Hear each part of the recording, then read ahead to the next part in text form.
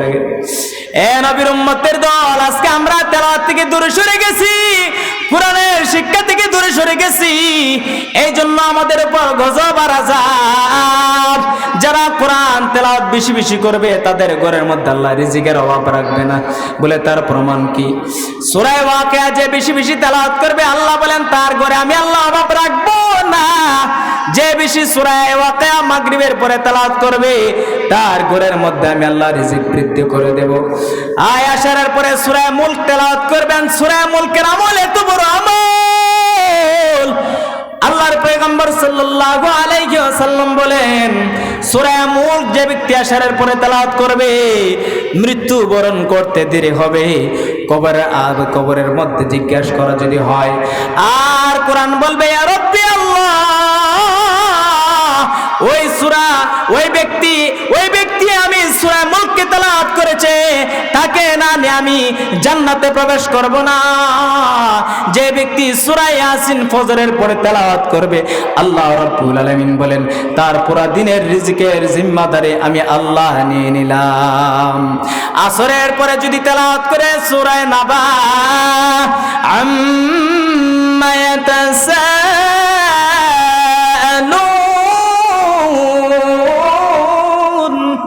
এই সূরাটা আসরের পরে যদি কোনো ব্যক্তি তেলাওয়াত করে, সূরা ইয়াসিন হলো ফজরের পরে, সূরা ফাতিহা হলো যোহর নামাজের পরে, সূরা নাবা হলো আসর নামাজের পর, সূরা ওয়াকিয়া হলো মাগরিবের নামাজের পর, সূরা মুলক হলো ইশার নামাজের পর। 5 ওয়াক্ত নামাজের পরে 5টি সূরা যে ব্যক্তি তেলাওয়াত করবে রে ভাই, আল্লাহ রাব্বুল আলামিন বলবে আমার বান্দা বান্দি কবরে যেতে দেরি হবে, তার কবরটাকে জান্নাতের সঙ্গে সংযোগ করে দিতে আমি আল্লাহ দেরি করব না। আরেকটা ফজিলতের আয়াত হলো আয়াতুল কুরসির আমল যদি কোনো ব্যক্তি এশার নামাজের পরে শোয়ার আগে যদি তেলাওয়াত করে যায় মৃত্যুবরণ করতে দেরি হবে। আল্লাহ রাব্বুল আলামিন বলে আমার বান্দাকে আমি বিনা হিসাবে জান্নাতে দেব। সুতরাং পুরা 30 পারা কোরআনের শুধু আমল আর আমল, পুরা 30 পারা কোরআন যে ব্যক্তি রানিং তেলাওয়াত করতে থাকবে আল্লাহ রাব্বুল আলামিন বলবে আমার বান্দা আমার দিকে রুজু হতে লাগলো। যেটা বলেন সুবহানাল্লাহ। এই জন্য আমরা তেলাওয়াত করতে রাজি আছি না নাই? আমাদের সন্তানদেরকে কোরআনের শিক্ষা দিব তো? একটু হাত তুলে দেখেন কারা কারা কোরআনের শিক্ষা দিবেন। লিল্লাহি তাকবীর। রব্বুল আলামিন তোমার বান্দা হাতগুলি দেখিয়েছে মালিক। আয় আল্লাহ দুনিয়া যতদিন বেঁচে থাকবে কোরআনের জন্য ইসলামের জন্য আমার ভাইদেরকে কবুল করে নেন। যেটা বলেন আমিন। এ নবীর উম্মতের দল, নবীজি সাল্লাল্লাহু আলাইহি ওয়াসাল্লাম ততদিন পর্যন্ত আলামিন ছিলেন যতদিন পর্যন্ত নবুয়ত আসলেন না। আর যখন নবুয়ত নাজিল হয়ে যায় 40 বছর পরিপূর্ণ হওয়ার পরে যখন কোরআনের তালিমের দেওয়া শুরু করে দিলেন আর কাফেরের মাথা গরম হয়ে গেল। আবু জাহেল, উতবা, সাইবা, আবু লাহাব, আবু তালেবের মাথা গরম হয়ে গেল। আরে মুহাম্মদ তো আমাদের চুনকালি দেওয়ার জন্য আমাদের বংশের মধ্যে এসেছে। আল্লাহ নবী বলেন না না না, ও চাচা আপনি ভুল বলতেছেন, আপনার ধর্মে চুনকালি দেওয়ার জন্য আসে নাই। আল্লাহ রাব্বুল আলামিন আমাকে খাতামান নবীন বানায় দুনিয়ার মধ্যে প্রেরণ করেছেন। আল্লাহ রাব্বুল আলামিন আমাকে রহমাতুল লিল আলামিন বানায় প্রেরণ করেছেন। বলে তার প্রমাণ কি? আল্লাহ রাব্বুল আলামিন কোরআনে কারীমের মধ্যে ইরশাদ করেন, বলবো আল্লাহ বলেন ওয়ামা আরসালনাকা ইল্লা রাহমাতাল লিল আলামিন। আল্লাহ রাব্বুল আলামিন বলেন হে নবী আপনাকে আমি রহমাতুল লিল নামে বানায় প্রেরণ করেছি। আমি আপনাকে রহমাতুল লিল আলামিন বানায় প্রেরণ করেছি। শুধু মুসলমানদের জন্য রহমত তাই নয়, হিন্দু বৌদ্ধ খ্রিস্টান সমস্ত 18,000 মাখলুকাতের জন্য রহমত। নবীর আদর্শ দেখে কালিমা গ্রহণ করে কোন ব্যক্তি দেবদেবীর পূজা করেছে 100 বছর 1000 বছর, আল্লাহ নবী বলেন কালিমা পড়ে নাও, তোমার পিছনের সমস্ত গুনাহ আল্লাহ মাফ করে দেবে। এই জন্য এক শায়রে বলেন বাজ আ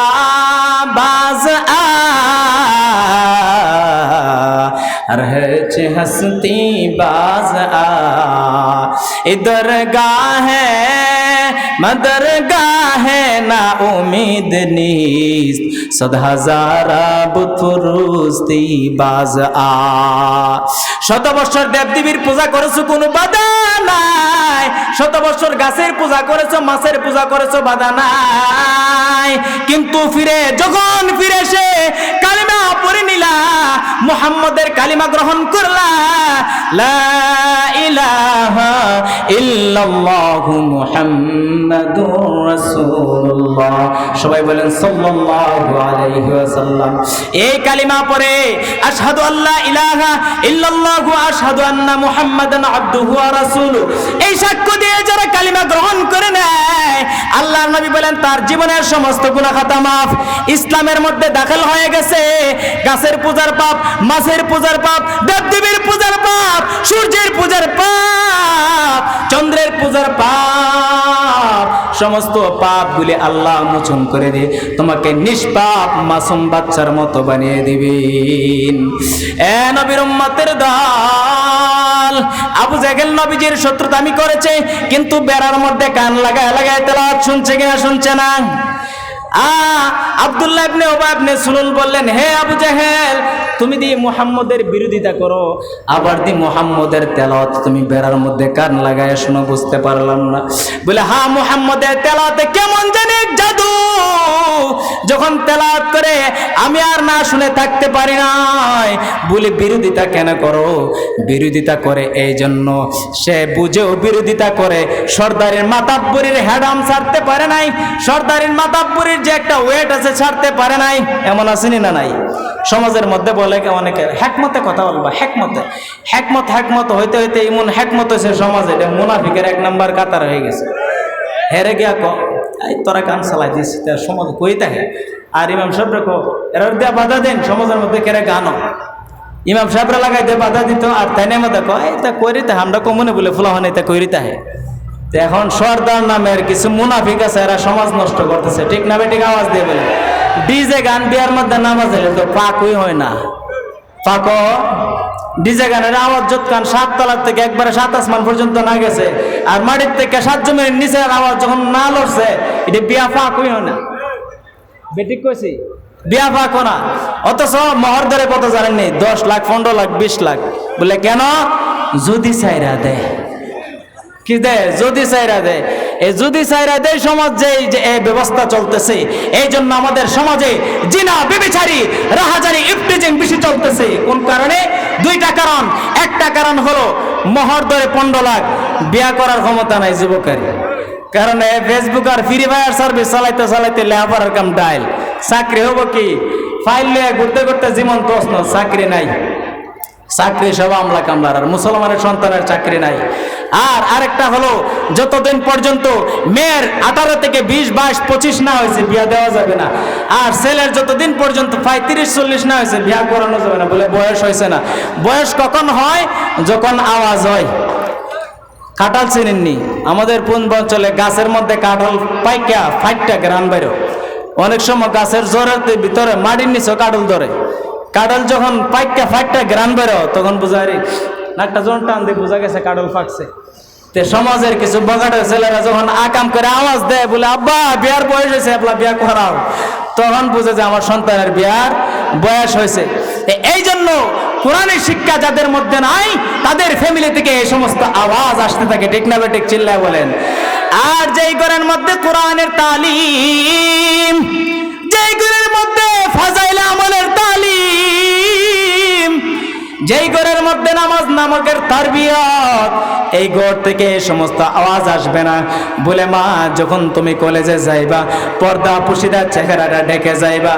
আর যদি কোনো টিচারে বলে পর্দা চোখের মধ্যে নয়, কোন হুজুরে যদি বলে পর্দা চোখের মধ্যে নয়, বুঝতে হবে এটার অন্তরের মধ্যে রুগে ধরছে, ঠিক না বেঠিক? চিল্লায় বলেন। আরে চোখ হতে আসল। এই চোখের থার্মোমিটার দিয়ে যখন তার সৌন্দর্য মাপে, তখন থেকে তার পিছু পিছু লেগে যায়। এই জন্য চোখের দৃষ্টি সৃষ্টিকে আগে ফিরে আনতে হবে, গুনার কাছ থেকে ফিরে আনতে হবে। আর এই সমস্ত নুরানি তালিমগুলো শিক্ষা দেওয়া হয় আমাদের মাদ্রাসায়, ঠিক না বেঠিক? চিল্লায় বলেন। যে সমস্ত ঘরের মধ্যে কোরআনী শিক্ষা আছে, যেই সমস্ত পরিবারের মধ্যে নামাজের তালিম আছে, যেই সমস্ত পরিবারের মধ্যে পর্দার তালিম আছে, ওই সমস্ত পরিবারের মেয়েরা, ওই সমস্ত পরিবারের ছেলেরা এই সমস্ত কাজ করতে পারে না, ঠিক না বেঠিক? চিল্লায় বলেন। রব্বুল আলামিন জানিয়ে দিয়েছেন, ইকরা, পড়ুন, সর্বপ্রথম তেলাওয়াত করুন। নবী সাল্লাল্লাহু আলাইহি ওয়াসাল্লাম তেলাওয়াত করেছেন। তেলাওয়াতের বরকতে ওমর ইবনুল খাত্তাব রাদিয়াল্লাহু তাআলা আনহু, আল্লাহর নবী সাল্লাল্লাহু আলাইহি ওয়াসাল্লাম দোয়া করতেন, আল্লাহ দুই উমর থেকে কোন এক উমরকে ইসলামের জন্য কবুল করে নেন। আরে আবু জাহেল নামক উমর ছিল, বুঝে শুনে নবীজির বিরোধিতা করেছে। আর ওমর ইবনুল খাত্তাব, খাত্তাবের ছেলে ওমর রাদিয়াল্লাহু তাআলা আনহু, সে না বুঝে ইসলামের বিরোধিতা করেছিল। প্রথম নবীজির গর্দান কাটার জন্য যাওয়া রওনা হয়ে গেছে। আর সাহাবায়ে কেরাম পথের মধ্যে জিজ্ঞাসা করলেন, ওমর কোন দিকে যাও? বলে মুহাম্মাদের গর্দান আনতে যায়। বলে না না, আগে গড়ের অবস্থা গিয়ে দেখো কি। বলে গড়ের অবস্থা কি? বলে গিয়ে দেখো কি। গিয়ে দেখে কান লাগায় শুনতেছে, তেলাওয়াত করতেছে। ওনার বগ্নিপতি আর বোন মুসলমান, ইসলাম গ্রহণ করে কোরআন তেলাওয়াত করতেছে। কোরআন তেলাওয়াতের আওয়াজ শুরু হয়ে গেছে।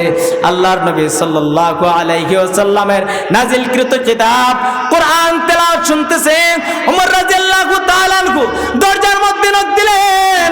ওমর রাদিয়াল্লাহু তাআলা আনহু নক দেওয়ার পর ওনার বুনে বয়ে তোর করে কাঁপতেছে।